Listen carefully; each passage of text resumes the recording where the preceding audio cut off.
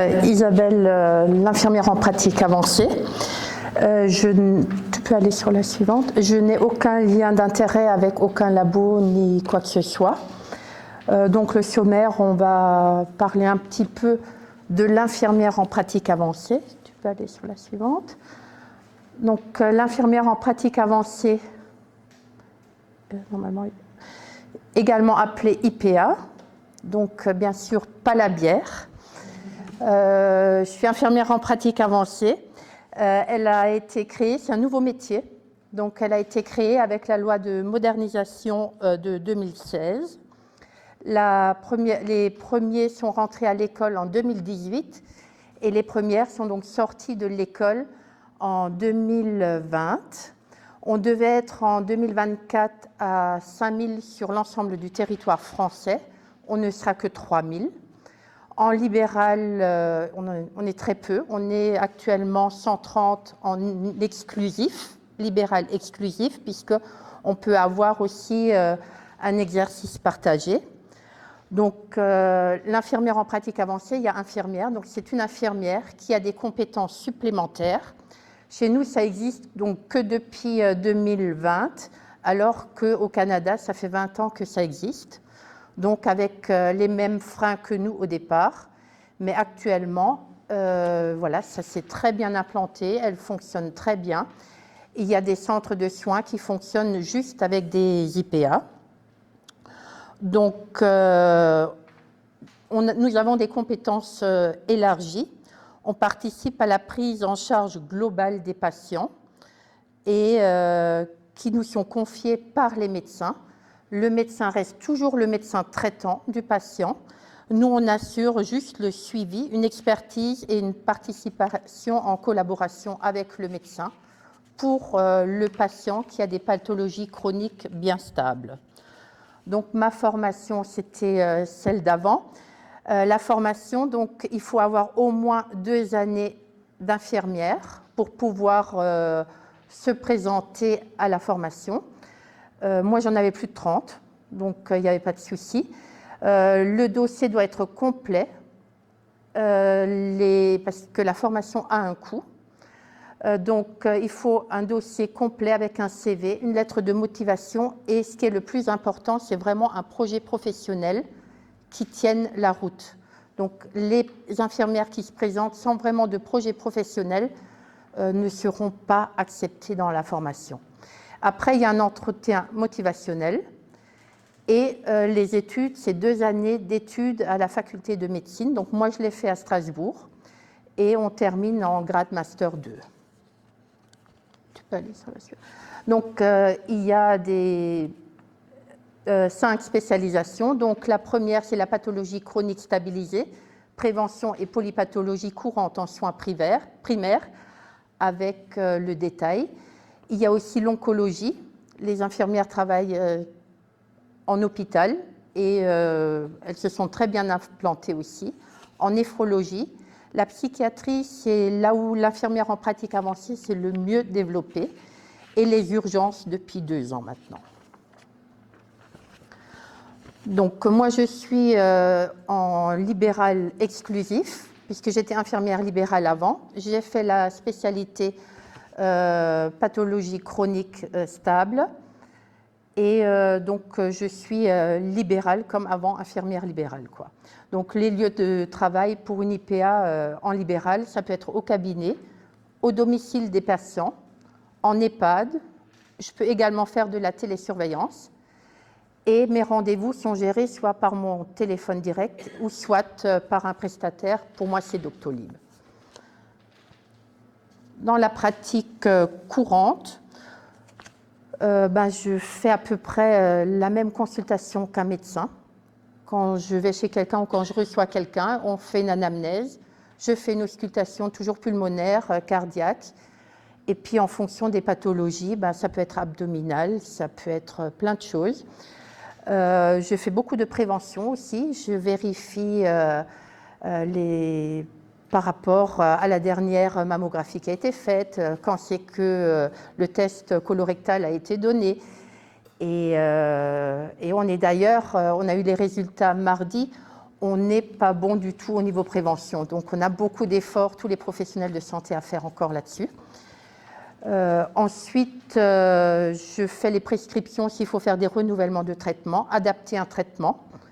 Et ensuite, je fais un compte rendu au médecin. Si ce n'est pas urgent, ben, je le fais voilà, dans la semaine. Et si c'est urgent, ben, j'appelle le médecin et j'adapte parfois les traitements avec lui. Ça reste toujours lui, le chef d'orchestre du patient. Et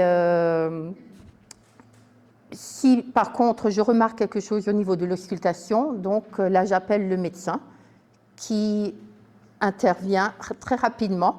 Et là-dessus j'ai beaucoup de chance parce que sur le territoire je travaille avec plusieurs médecins et le contact se passe très bien. Et ils viennent, quand je les appelle, ils savent que je ne les appelle pas pour rien non plus.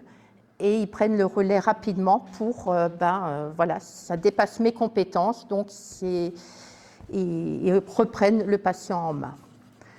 Ensuite, quand je prescris des analyses, je les vérifie le soir aussi. Dès que j'ai un résultat qui n'est pas cohérent, pareil, je préviens le médecin.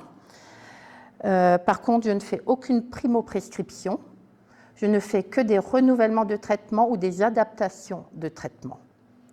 C'est le rôle du médecin. Il y a le rôle paramédical et le rôle médical. Et la relation avec les médecins, c'est une relation de confiance et c'est un projet de santé. Il faut connaître ses limites et on travaille très bien en collaboration. Mes prescriptions sont principalement donc le renouvellement des traitements et adaptations. Je peux aussi prescrire tout ce qui est matériel d'aide à domicile nécessaire pour un patient. Je peux aussi adresser les patients vers des spécialistes. Donc, je fais la lettre déjà d'adressage.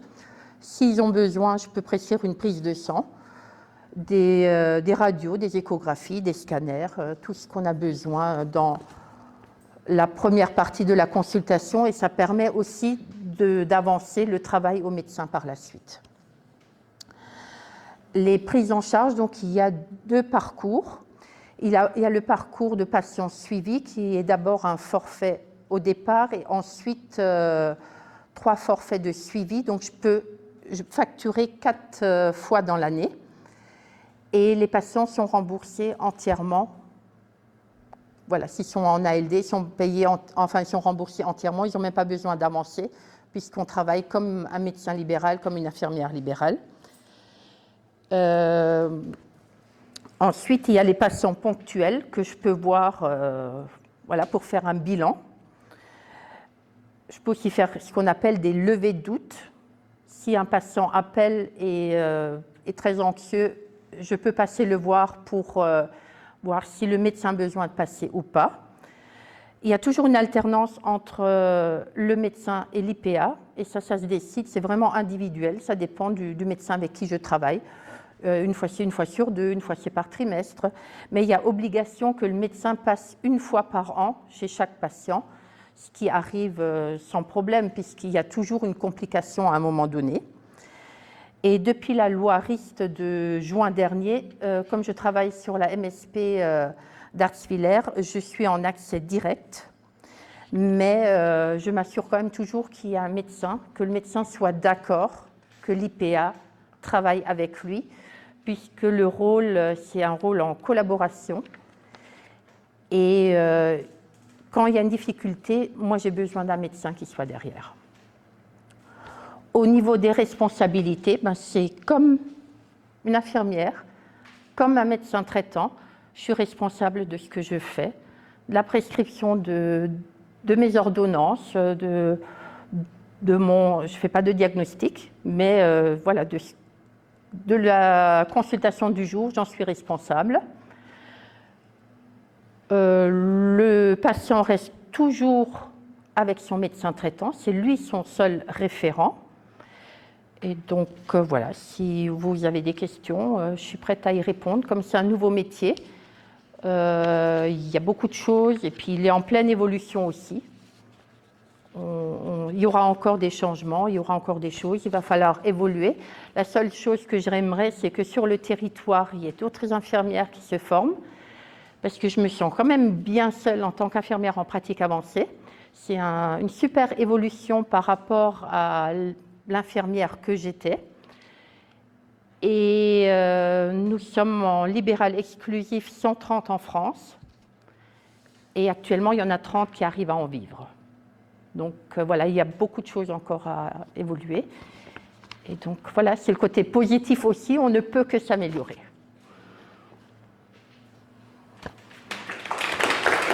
Merci. Tu interviens sur quelle pathologie? Toutes les pathologies chroniques stables, puisque maintenant on est sur les polypathologies à partir du moment où il y a 2 pathologies. Avant, c'était des pathologies bien ciblées et on a eu des cours vraiment spécifiques sur tout ce qui est AVC, des cours bien spécifiques, mais on peut intervenir sur toutes les pathologies actuellement. Alors, ça veut dire, pour donner des exemples, Le diabète principalement, tout ce qui est problèmes cardiaques, les hypertensions. Le plus important actuellement qu'il y a quand même dans la région, c'est les gens diabétiques, parce qu'il y a un suivi quand même à faire régulièrement.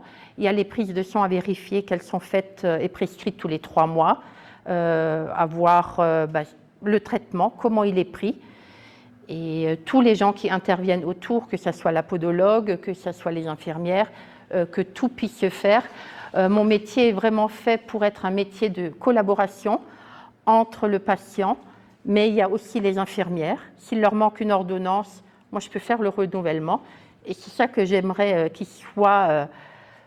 Certains groupes d'infirmières l'ont très bien compris puisqu'elles me contactent directement, elles ne passent plus par le médecin. Après aussi le relais avec le médecin pour faire le point par rapport aux patients. Avec les pharmacies, j'ai de très bons contacts aussi parce que certaines interactions médicamenteuses, ça permet d'étudier aussi à domicile l'ensemble de la prescription, parce qu'on retrouve quand même encore aujourd'hui 3, 4, voire 5 prescriptions de médecins différents. Donc ça permet aussi de regrouper un petit peu. J'ai un peu plus de temps qu'un médecin à domicile, donc c'est mon rôle à moi aussi de faire ça. Et les pathologies, oui, c'est tout ce qui est les AVC, les diabétiques, les hypertendus, les épileptiques. Maladie digestive. Comment? Digestive. Oui, tout. Ouais. Vous intervenez plus souvent au domicile qu'à votre cabinet? Oui. J'interviens. Bon, j'ai des rendez-vous aussi au cabinet, des gens qui prennent rendez-vous maintenant parce que le bouche à oreille a très bien fonctionné. Mais j'interviens plus à domicile. Ça reste une richesse d'intervenir à domicile. C'est chronophage pour le médecin, j'en conviens tout à fait. Mais pour moi, qui ai un peu plus de temps, puisque mes consultations durent un peu plus longtemps, c'est une richesse de voir où la personne vit, comment elle vit, et les médicaments qu'elle a dans les placards, de parfois faire, quand l'infirmière n'intervient pas, de faire des dates de péremption, de revenir avec un sachet complet. Voilà, c'est des petites choses qu'on voit à domicile. Et aussi de voir, elle se déplace en se tenant d'un meuble à l'autre.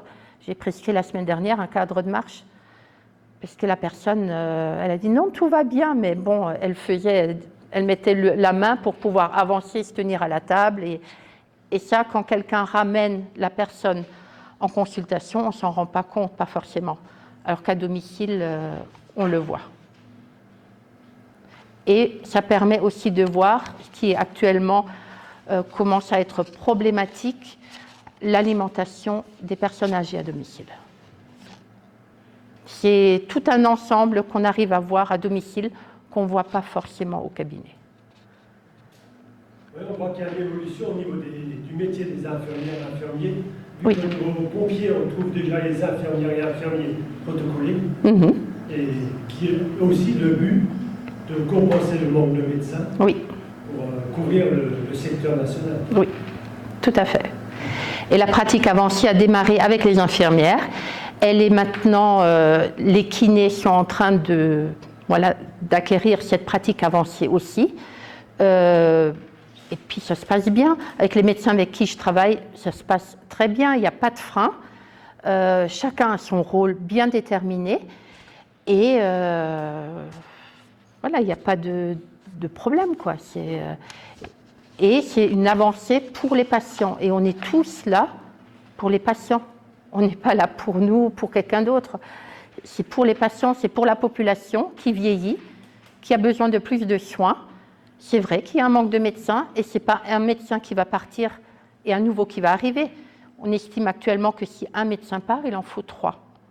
Parce qu'on ne travaille plus de la même façon. Et la vie a changé et c'est normal, quoi.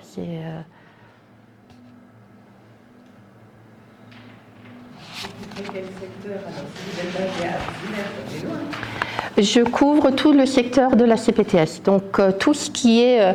je vais jusqu'à Garbourg, Hazelbourg, Sarrebourg. Je vais jusqu'à Anguillers.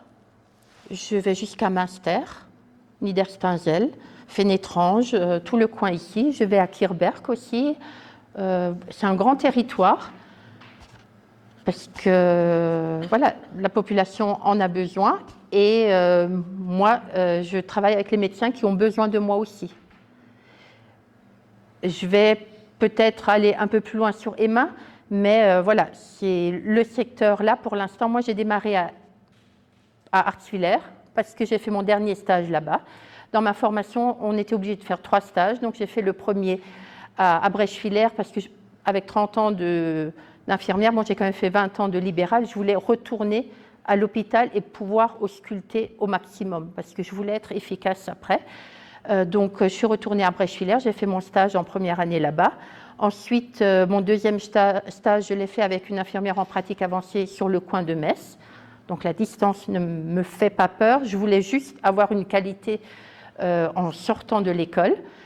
Et le dernier stage, je l'ai fait par hasard avec un médecin à Artwiller, donc j'ai démarré là-bas. Après, on m'a appelé sur Fénétrange. Enfin, après, d'abord, j'étais sur Phalsbourg parce que c'est la même MSP. Et après, on m'a appelé sur Fénétrange et je suis venue avec grand plaisir sur Fénétrange. Et voilà, et ça se passe, partout où je suis, ça se passe bien. J'ai juste un peu de mal à imaginer comment vous, toute seule, vous arrivez à compenser, parce que le but c'est quand même un peu de compenser le manque de médecins. Or, tout ce secteur-là, il y a vraiment pas mal de médecins, vous avez un peu de mal à imaginer. C'est pas suffisant, c'est ce que vous dites. Non. Oui, mais comment être toute seule sur tout ce secteur Après, il faudrait beaucoup de gens comme vous, c'est ça que je veux dire. J'aimerais bien que c'est déjà monter la profession d'infirmière un petit peu, de pouvoir évoluer. Et après, oui, j'aimerais bien que des infirmières puissent... Après, il y a un frein, plusieurs freins même. Moi, je me suis prise des attaques aussi sur le territoire parce que je suis un nouveau métier.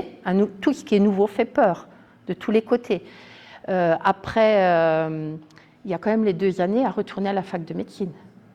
Donc, il y a le frein financier parce que ces 2 années, moi, j'ai une aide de l'ARS, mais je travaillais encore le week-end.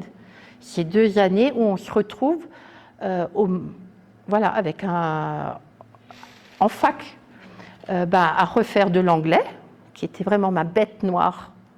C'est un peu bête par rapport à la formation paramédicale qu'on faisait. Moi, c'était vraiment l'anglais.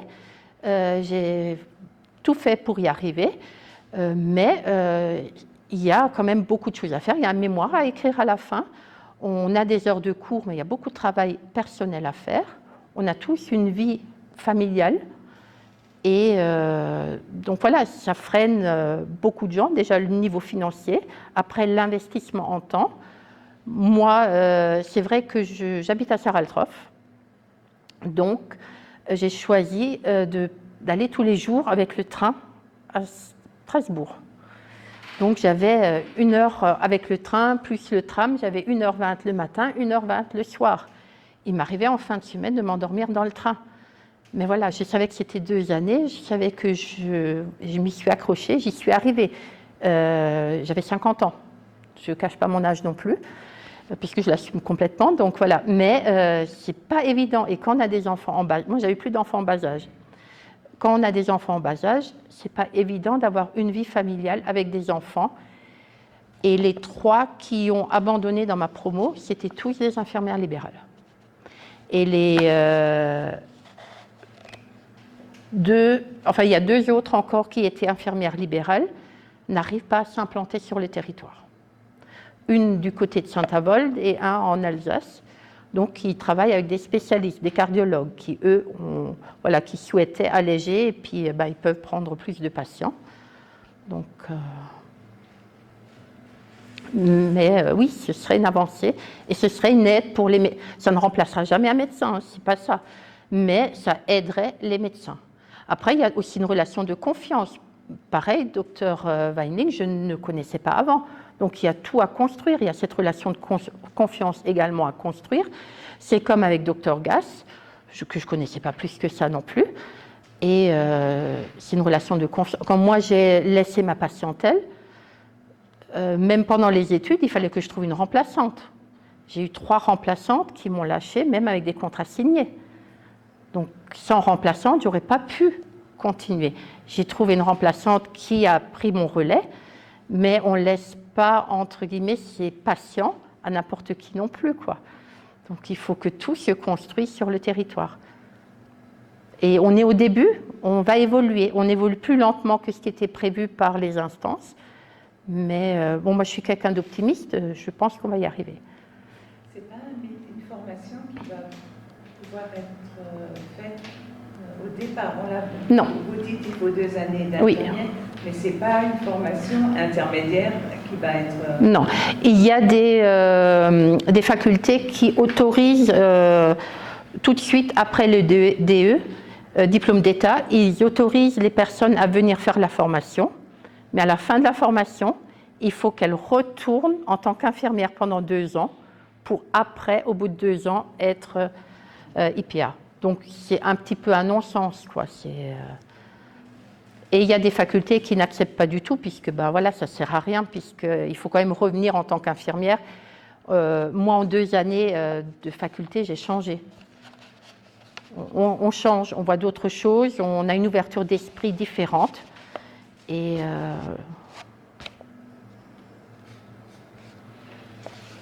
comment on fait pour vous contacter alors?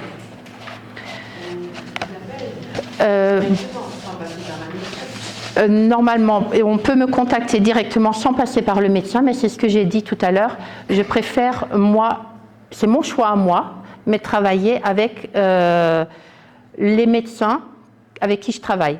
Parce que si à l'auscultation, je vois qu'il y a un problème, je veux pouvoir téléphoner au médecin du patient, pour qu'ils viennent prendre le relais.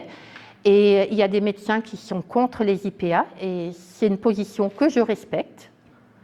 On est nouveau, dans 10 ans, ils auront une autre opinion peut-être, mais je veux aussi respecter le choix du médecin et pas mettre le patient en porte-à-faux avec le médecin. Donc vous avez 5 domaines de spécialité, en fait, vous choisissez votre domaine de spécialité, en fait, c'est bien mieux qu'un médecin indique aux patients vers quel IPA se tourner, en fait. En libéral, on n'est qu'en pathologie chronique stabilisée. Tout le reste, c'est principalement hospitalier. Et la première année est commune à tout le monde dans la formation, et c'est en 2e année où on est vraiment spécialisé. Et la 2e année, on est séparé. Pathologie chronique stabilisée. Ça permet quand même d'avoir une ouverture sur beaucoup de spécialités. Oui. Le centre 15, il est quand même là pour ça. Donc, il faudrait qu'ils fassent cet effort aussi. Eux qui ont des gens qui réceptionnent des appels, qui font leur première analyse, devraient pouvoir aussi étudier pour vous aider. Oui. Le centre 15, je l'ai sollicité quand j'étais infirmière. Et quand je n'arrive pas à joindre, quand il y a une urgence, je gère moi-même. Je me passe de l'avis du médecin. C'est moi qui arrive à voir le degré d'urgence. Si c'est une bronchite, je ne vais pas appeler le centre 15. Mais par contre, si j'ai un problème cardiaque et que je n'arrive pas à joindre le médecin, ou suivant ce que moi j'entends, je passe par le centre 15. Mais c'est ce que je faisais. Voilà. Et c'est ce que je faisais déjà avant en tant qu'infirmière. Parce que toutes les infirmières font suivant le degré d'urgence. parce que le centre 15 est même parfois pour des traitements. Il est là aussi. Il suffit de dire qu'on téléphone, que ce n'est pas une urgence, et on est redirigé ailleurs. Mais oui, je les sollicite. Oui, mais il faut aussi qu'eux ils sollicitent justement, en ayant certains appels bien ciblés, Oui. ils peuvent vous solliciter. Oui. Quand il y a justement un manque de médecins. Oui, et je peux aller sur ce qu'on appelle des levées de doute. Ce qui n'est pas assez. Bon, après, le service d'urgence sur la région est en train d'évoluer.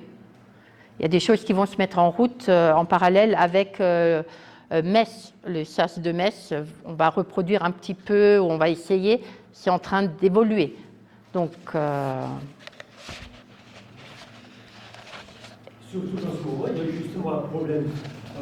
D'après les infos qu'on a, les petites infos qu'on reçoit pour les urgences de Sarrebourg, ces jours-ci. Oui. J'ai une deuxième fonction, parce qu'on avait tous très peur que je n'ai pas assez de boulot au niveau IPA. Donc, je suis une coordinatrice aussi de la CPTS, donc, qui va travailler aussi avec les pompiers, principalement de Sarrebourg. Donc voilà, on relaie toutes ces informations des urgences de Sarrebourg, on les relaie à l'ensemble des professionnels du territoire pour qu'ils arrivent à gérer et à savoir qui appeler au bon moment, quoi.